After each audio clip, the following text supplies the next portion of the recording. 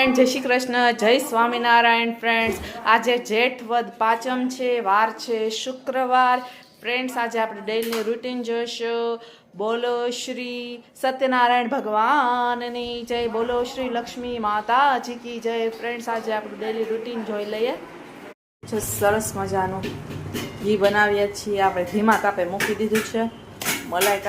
અમે મલાઈનું ડાયરેક્ટ બનાવીએ છીએ, અમે મેળવતા નથી. મલાઈ ભેગી કરી અને આવી રીતના ધીમા તાપે મૂકી દઈએ. ઘી થઈ જશે. જો આવી રીતના ઘી થાય છે, ધીમા તાપે મૂકવાનું અને ચલાવતા રહેવાની, તો બેસી જાય છે. રીંગણા, બટેટા અને આ કાચા કેળા અમે નાખીએ છીએ અને એનું શાક બનાવવાના છે. કેળાનું શાક છે, સરસ મજાનું કોથમરી નાખી દઉં. ત્યારબાદ આ લસણીયો ભીંડો છે.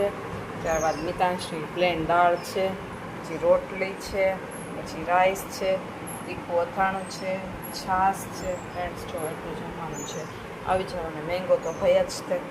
બાબાની કેરી છે, કેરી પાકી ગઈ હતી. ત્યારબાદ હવે આપણે આમ પાણીમાં પલાળી નાખી. ત્યારબાદ જમવામાં કેરી પણ છે. આ કેરીની સિઝન છે એટલે કેરી તો રોજ ખાવાની જ હોય છે.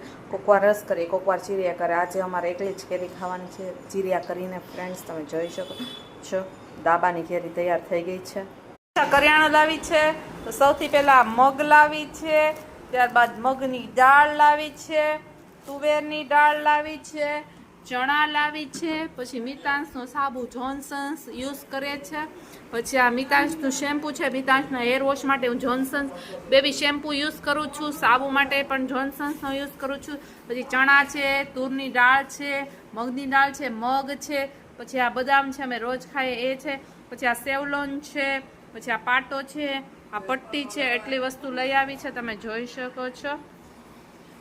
દલિયા લાપસી લાવી છે, એની અમે આ ખીચડી બનાવીએ છીએ. ફ્રેન્ડ્સ, આની બહુ જ સરસ મજાની ખીચડી બને છે, વીટ દલિયા લાપસીની. આ લિક્વિડ પણ બેન લાવી છે. આનાથી જાણે વાસણ ઉટકે છે, વાસણ એકદમ ચકચકાટ થઈ જાય છે. જો આ એક સેમ્પલ છે. ત્યારબાદ જો એટલા બધા ટોટલ 12 લિક્વિડ લાવી છે. અમારે ચાલે એટલા લિક્વિડ તો જોવે જ તે વાસણ ઉટકવા માટેના.